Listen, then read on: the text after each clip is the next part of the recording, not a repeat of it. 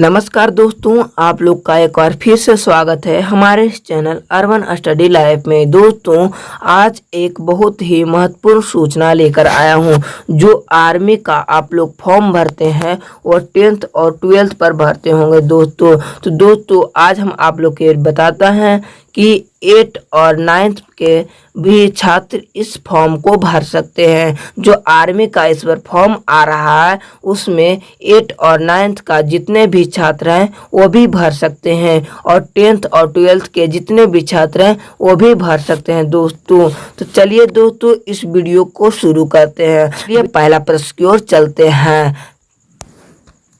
तो पहला प्रश्न है आपका, माइक्रोफोन का आविष्कारक किसने किया था? ए में ग्राहम बेल, बी में है आइंस्टीन, सी में है रदरफोर्ड, डी में है एंडरसन। तो माइक्रोफोन जो होता है दोस्तों उसका आविष्कारक ग्राहम बेल ने किया था, यानी ये ऑप्शन मेरा बिल्कुल सही हो जाएगा। चलिए दूसरा प्रश्न की ओर चलते हैं। तो दूसरा प्रश्न है आपका, इंडियन इंस्टीट्यूट ऑफ पेट्रोलियम कहाँ स्थित है? जो इंडियन इंस्टीट्यूट ऑफ पेट्रोलियम है वो कहाँ पे स्थित है? ए में नागपुर, बी में चेन्नई, सी में देहरादून और डी में दिल्ली। तो इंडियन इंस्टीट्यूट ऑफ पेट्रोलियम जो है वो देहरादून में स्थित है, यानी सी ऑप्शन मेरा बिल्कुल सही हो जाएगा। चलिए तीसरा प्रश्न की ओर चलते हैं।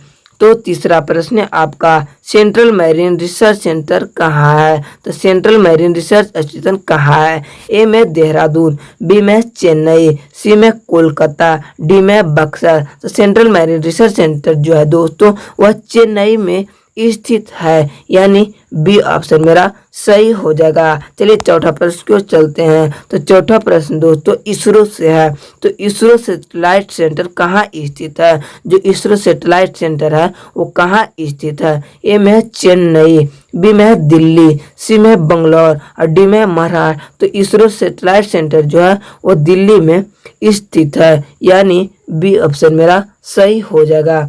चलिए पांचवा प्रश्न की ओर चलते हैं। तो पांचवा प्रश्न है आपका, परमाणु के नाभिक का खोज किसने किया था? जो परमाणु के नाभिक का खोज किया था वो किस व्यक्ति ने किया था? ए में है रदरफोर्ड, बी में है आइंस्टीन, सी में है डाल्टन और डी में है चैडविक। तो परमाणु के नाभिक का जो खोज किया था वह दोस्तों रदरफोर्ड ने किया था, यानी ये ऑप्शन मेरा बिल्कुल सही हो जाएगा। चलिए छठा प्रश्न की ओर चलते हैं। तो छठा प्रश्न है आपका, राष्ट्रीय विज्ञान दिवस कब मनाया गया था? तो राष्ट्रीय विज्ञान दिवस कब मनाया जाता है दोस्तों? ए में है 20 फरवरी, बी में है 28 जनवरी, सी में है 31 मार्च और डी में है 28 फरवरी। तो राष्ट्रीय विज्ञान दिवस 28 फरवरी को मनाया जाता है, यानी डी ऑप्शन मेरा सही हो जाएगा। चलिए सातवां प्रश्न की ओर चलते हैं। तो सातवां प्रश्न है आपका, प्राकृतिक चयन का सिद्धांत किसने दिया था? प्राकृतिक चयन जो सिद्धांत होता है वो किसने दिया था? ए में डार्विन, बी में है लेमार्क, सी में है रॉबर्ट हुक और डी में है मेंडल। तो प्राकृतिक चयन का सिद्धांत डार्विन ने दिया था, यानी ये ऑप्शन मेरा बिल्कुल सही हो जाएगा। चलिए आठवां प्रश्न की ओर चलते हैं।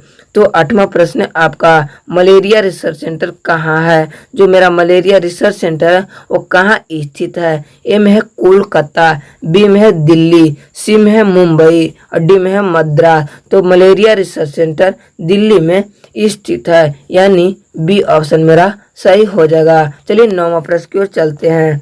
तो नौवां प्रश्न दोस्तों वायरस से संबंधित है। तो वायरस के अध्ययन को कहलाता है, माने वायरस के जो अध्ययन होता है उसको किस नाम से जानते हैं? ए में है इकोलॉजी, बी में है वायरोलॉजी, सी में है मेटालर्जी और डी में है सिस्मोलॉजी। तो वायरस के अध्ययन को वायरोलॉजी कहते हैं, यानी बी ऑप्शन मेरा सही हो जाएगा। चलिए 10वां प्रश्न की ओर चलते हैं।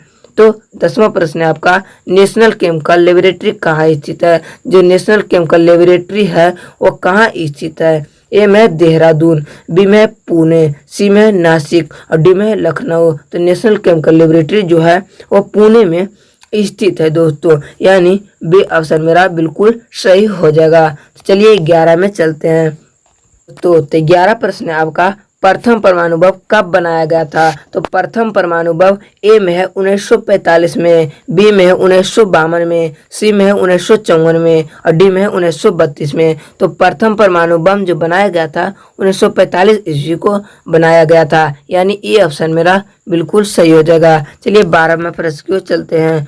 तो 12 में आपका भारत का प्रथम परमाणु रिएक्टर किस नाम से जाना जाता है? जो भारत में प्रथम परमाणु रिएक्टर बना था वो किस नाम से जाना जाता है? ए में धन के नाम से, बी में अप्सरा के नाम से, सी में अग्नि के नाम से और डी में नाग के नाम से। तो भारत का प्रथम परमाणु रिएक्टर अप्सरा के नाम से जाना जाता है, यानी बी ऑप्शन मेरा सही हो जाएगा। चलिए 13वां प्रश्न की ओर चलते हैं। तो 13वां प्रश्न है आपका दोस्तों, पृथ्वी की आयु का आकलन किस विधि द्वारा ज्ञात किया जाता है? तो पृथ्वी की आयु है दोस्तों, उसको किस विधि द्वारा हम लोग ज्ञात करते हैं? ए में यूरेनियम डेटिंग विधि द्वारा, बी में है कार्बन डेटिंग से, सी में है परमाणु घड़ी से और डी में जैविक घड़ी से। तो पृथ्वी की आयु का आकलन यूरेनियम डेटिंग से ज्ञात करते हैं, यानी ए ऑप्शन मेरा बिल्कुल सही हो जाएगा। चलिए 14 प्रश्न की ओर चलते हैं।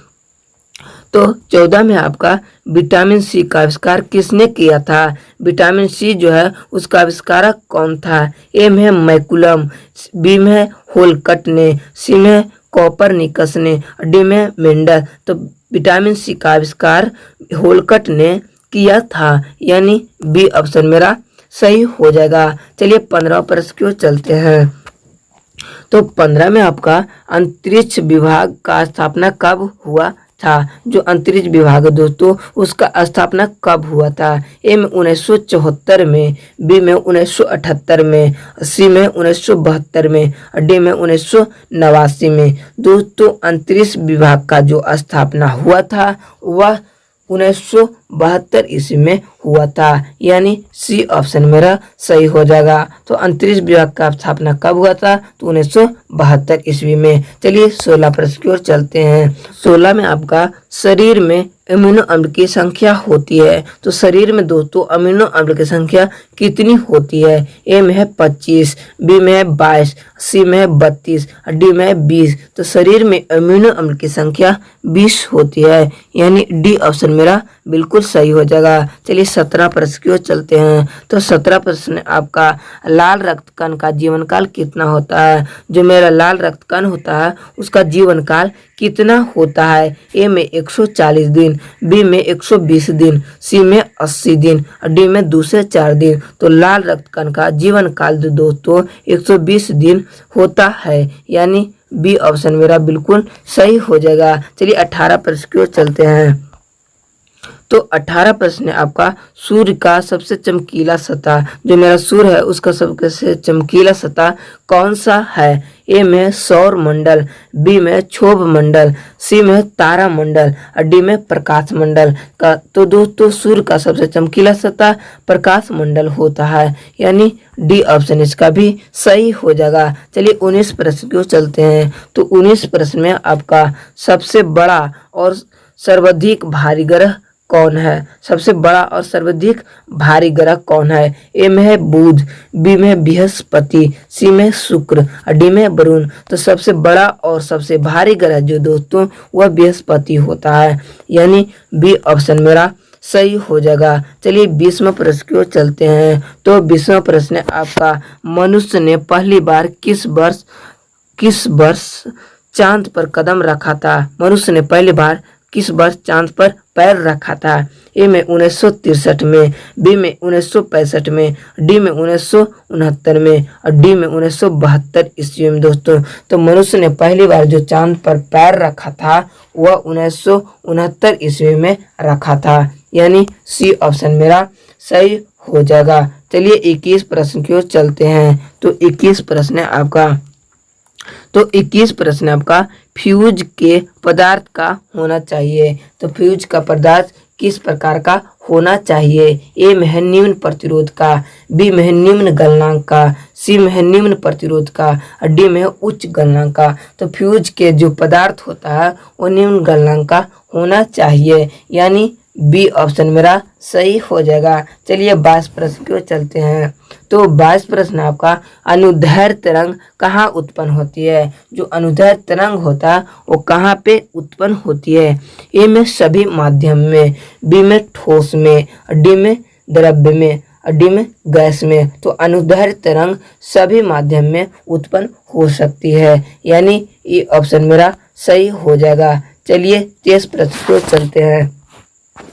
तो 23 प्रश्न आपका दोस्तों बिल्कुल ही आसान है दोस्तों, आपके 10th एग्जाम में यह सवाल पूछा भी गया होगा।